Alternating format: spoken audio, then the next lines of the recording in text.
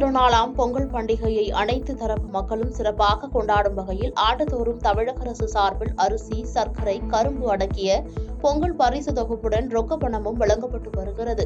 அந்த வகையில் இந்த ஆண்டு பொங்கலுக்கு நிபந்தனைகள் இன்றி அரிசி அட்டைதாரர்கள் அனைவருக்கும் 1000 ரூபாய் பரிசு தொகை மற்றும் 1 கிலோ பச்சரிசி, 1 கிலோ சர்க்கரை மற்றும் ஒரு முழு கரும்பு உள்ளடக்கிய பொங்கல் பரிசு தொகுப்பு வழங்கப்படும் என்று முதலமைச்சர் மு.க.ஸ்டாலின் அறிவித்தார். இந்நிலையில் பொங்கல் பரிசு தொகுப்பு மற்றும் 1000 ரூபாய் பரிசு தொகை வழங்கும் விநியோகத்தை முதலமைச்சர் மு.க.ஸ்டாலின் இன்று தொடங்கி வைக்கிறார். அதனைத் தொடர்ந்து மற்ற மாவட்டங்களில் அமைச்சர்கள், எம்பி, எம்எல்ஏக்கள் உள்ளிட்ட மக்கள் பிரதிநிதிகள், அதிகாரிகள் தொடங்கி வைக்க உள்ளனர்.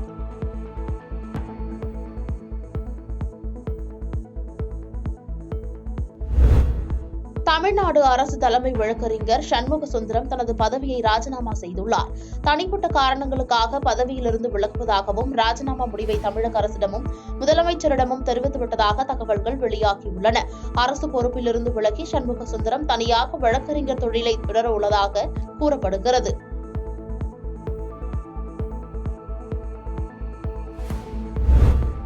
மேற்கு வங்காளத்தில் ரேஷன் விநியோக ஊழல் வழக்கு தொடர்பாக வடக்கு 24 பர்கானாக்கள் மாவட்டத்தின் சந்தேஷி காலையில் உள்ள திரிணாமுல் காங்கிரஸ் ஒருங்கிணைப்பாளர் ஷஹாஜஹான் ஷேக்கின் வீட்டில் சோதனை நடத்த கடந்த 5ஆம் தேதி அமலாக்கத்துறை அதிகாரிகள் சென்றனர். அப்போது அவர்கள் சென்ற வாகனத்தை மறித்து தாக்கிய திரிணாமுல் காங்கிரஸ் கட்சியினர் உள்ளே இருந்த அதிகாரிகள் மீது தாக்குதல் நடத்தி செல்போன்கள், மடிக்கணினிகள் ஆகியவற்றை கொள்ளையடித்து சென்றதாக கூறப்படுகிறது. இந்நிலையில் அமலாக்கத்துறை அதிகாரிகள் மீது தாக்குதல் நடத்தப்பட்ட சம்பவம் தொடர்பான விரிவான அறிக்கை தாக்கல் செய்யும்படி மேற்கு வங்காள அரசை மத்திய உள்துறை அமைச்சகம் கேட்டுக் கொண்டுள்ளது.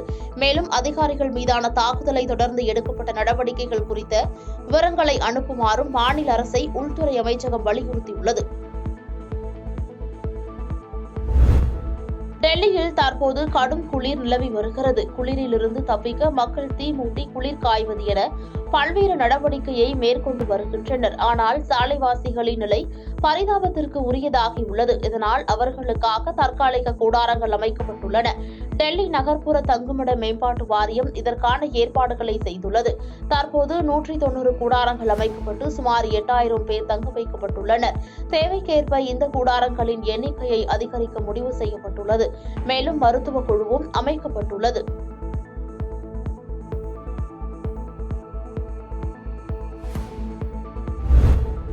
குஜராத் மாநில தலைநகர் காந்தி நகரில் நடைபெறும் குஜராத் உலக உச்சி மாநாட்டை பிரதமர் மோடி இன்று தொடங்கி வைக்கிறார். 3 நாள் மாநாட்டில் 133 நாடுகளைச் சேர்ந்த அமைச்சர்கள், தொழிலதிபர்கள், தூதரக அதிகாரிகள் என சுமார் 1 லட்சம் பேர் பங்கேற்பார்கள் என்று கூறப்படுகிறது. இந்நிலையில் மாநாட்டிற்கு வந்துள்ள உலக தலைவர்களையும் சர்வதேச நிறுவனங்களின் தலைமை செயலதிகாரிகளையும் சந்தித்து பேசினார். இந்நிலையில் குஜராத் உச்சி மாநாட்டில் கலந்து கொள்வதற்காக இந்தியா வந்த செக் குடியரசின் பிரதமர் பீட்டர் பியாலாவுக்கு உற்சாக வரவேற்பு அளிக்கப்பட்டது. செக் குடியரசின் பிரதமர் பீட்டர் பியாலாவை குஜராத் மாநில முதலமைச்சர் பூபேந்திர பட்டேல் வரவேற்றார்.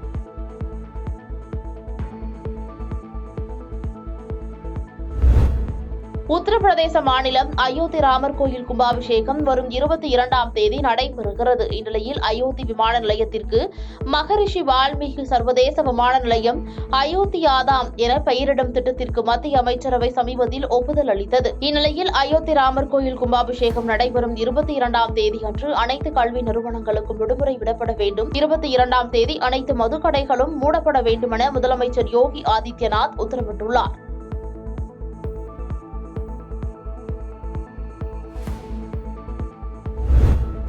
இந்திய பாதுகாப்பு அமைச்சர் ராஜ்நாத் சிங் 2 நாள் பயணமாக இன்று இங்கிலாந்து சென்றடைந்தார். லண்டன் விமான நிலையம் வந்த ராஜ்நாத் சிங்கிற்கு ராணுவ மரியாதையுடன் உற்சாக வரவேற்பு அளிக்கப்பட்டது. இங்கிலாந்தில் அந்நாட்டு பாதுகாப்பு செயலாளருடன் விரிவான சந்திப்பு நடத்துகிறார்.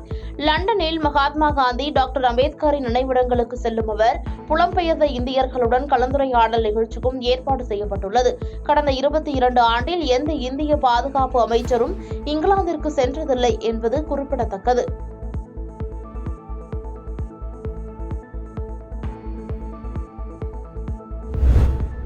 ஆரம்ப கோரிக்கைகளை வலியுறுத்தி ஜனவரி 9ஆம் தேதி முதல் வேலைநிறுத்த போராட்டத்தில் ஈடுபடப் போவதாக போக்குவரத்து கழகத்தை சேர்ந்த CITUA, ITUC அண்ணா தொழிற்சங்கத்தினர் அறிவித்திருந்தனர். இதுகுறித்து தமிழ்நாடு அரசு நடத்திய பலகட்ட பேச்சுவார்த்தை தோல்வியில் முடிவடைந்தது. இதையடுத்து திட்டமிட்டபடி பேருந்து ஊழியர்கள் வேலைநிறுத்த போராட்டத்தை தொடங்கினர். இந்நிலையில் ஆரம்ப கோரிக்கைகளை வலியுறுத்தி போக்குவரத்து ஊழியர்கள் 2வது நாளாக இன்றும் வேலை நிறுத்தத்தில் ஈடுபட்டுள்ளனர். இருப்பினும் சென்னை, கோவை, மதுரை, சேலம், நெல்லை உள்ளிட்ட பல்வேறு மாவட்டங்களில் வழக்கம் போல் பேருந்துகள் இயக்கப்பட்டு வருகின்றன. தமிழகம் முழுவதும் தற்போதைய நிலவரப்படி 100.62 விழுக்காடு பேருந்துகள் இயக்கப்பட்டுள்ளதாக போக்குவரத்து கழகம் தெரிவித்துள்ளது.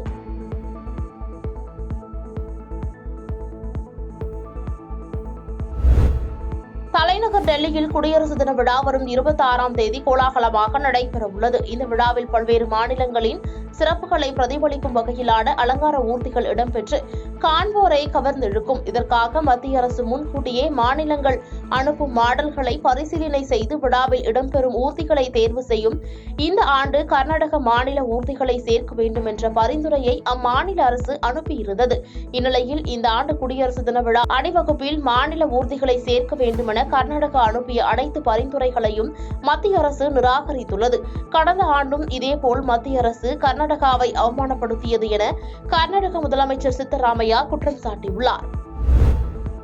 திருப்பூர் மாவட்டம் அவிநாசி தாலுகா சேவூர் தண்டுக்காரன் பாளையத்தில் நமது லட்சியம் வளர்ச்சியடைந்த பாரதம் எனும் யாத்திரை நிகழ்வில் மத்திய இணையமைச்சர் எல் முருகன் கலந்து கொண்டு மாநில அரசின் சுகாதாரத்துறை, வேளாண் துறை உள்ளிட்ட பல்வேறு துறைகளின் சார்பில் அமைக்கப்பட்டிருந்த அரங்குகளை பார்வையிட்டார். நமது லட்சியம் வளர்ச்சியடைந்த பாரதம் என்ற உறுதிமொழியை பொதுமக்களுடன் இணைந்து எடுத்துக்கொண்ட அவர் மத்திய அரசின் நலத்திட்டங்கள் குறித்து பொதுமக்களிடம் விளக்கி பேசினார். தொடர்ந்து செய்தியாளர்களிடம் பேசிய அவர், பண்டிகை காலம் என்பதால் பொதுமக்களுக்கு சிரமம் ஏற்படாத வகையில் போக்குவரத்து தொழிற்சங்கத்தினரிடம் மாநில அரசு கோரிக்கைகள் குறித்து விரைந்து பேசி தீர்வு காண வேண்டும் என கேட்டுக்கொண்டார்.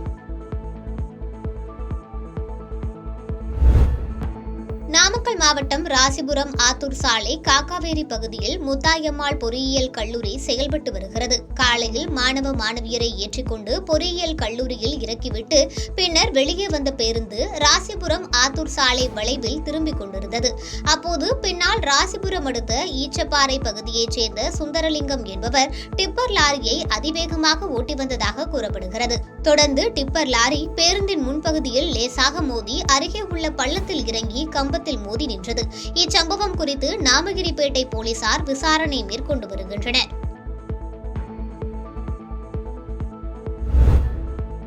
அரசு போக்குவரத்து தொழிலாளர் சங்கங்களான அண்ணா தொழிற்சங்கம், பாரதிய மஸ்தூர் சங்கம், காமராஜர் நாடார் சங்கம், CITU உள்ளிட்ட தொழிற்சங்கங்களின் ஊதிய உயர்வு, அகவிலைப்படி உயர்வு உள்ளிட்ட பல்வேறு கோரிக்கைகளை வலியுறுத்தி போராட்டத்தை முன்னெடுத்துள்ளனர்.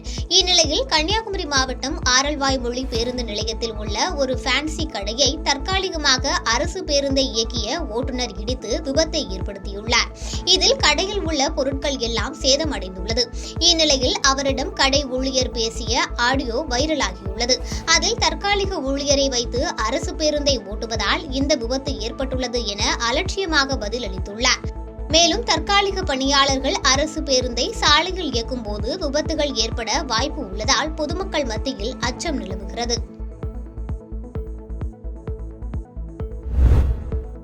பழைய ஓய்வூதிய திட்டத்தை அமல்படுத்த வேண்டும் உள்ளிட்ட 6 அம்ச கோரிக்கைகளை வலியுறுத்தி CITU தொழிற்சங்கம் உள்ளிட்ட பல்வேறு தொழிற்சங்க நிர்வாகிகள் வேலைநிறுத்த போராட்டத்தில் பங்கேற்றுள்ளனர்.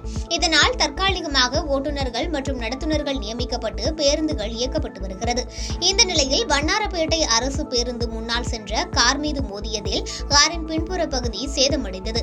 இதைத் தொடர்ந்து காரின் உரிமையாளர் வண்ணாரப்பேட்டையில் உள்ள தாமிரபரணி போக்குவரத்து கழக கிளை முன்பு தனது காரை நிறுத்தி பேருந்தை இயக்க தெரியாத ஓட்டுநர்களை கொண்டு பேருந்தை இயக்கியதால் தனது கார் சேதமடைந்ததாக கூறி அதனை சரி செய்ய வேண்டும் என கூறி வாக்குவாதத்தில் ஈடுபட்டார். இதனால் அங்கு பெரும் பரபரப்பு ஏற்பட்டது.